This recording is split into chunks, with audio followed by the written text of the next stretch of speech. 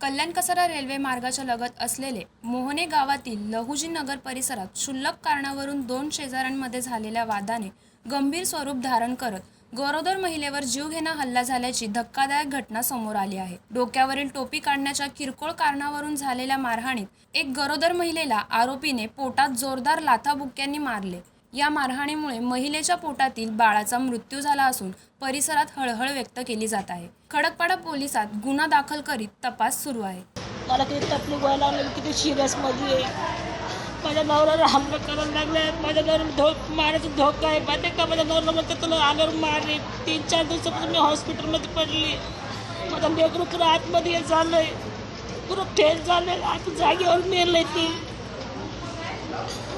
काय करतात ते पोलीस लोक बी काही कारवाई करायला आलं नाही त्यांच्यावर।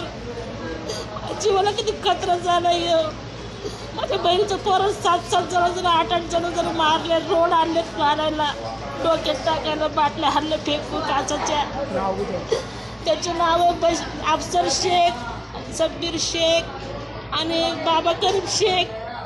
त्याच्या बाळाचं नाव सलमा शेख, बीबी शेख, निया शेख आणि यास्मिन शेख।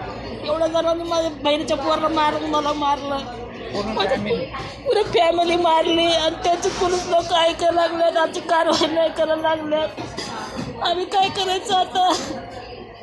आमचे लेकरं बारीक बारीक लेकरं आहेत। म्हणजे लेकरं धमकी मला दारापाशी बॅट कुरडी ते ठेवलं माझ्या नवऱ्याला मारायला। त्यांच्या जीवाला कचरा, बारीक बारीक लेकरं कचरा आहे, त्यांना पण धमकी देऊन चालल्यात आणि बोलतात पैसे घ्या, 3 लाख केस दाबवा। ब्युरो रिपोर्ट, जनशक्ती, कल्याण।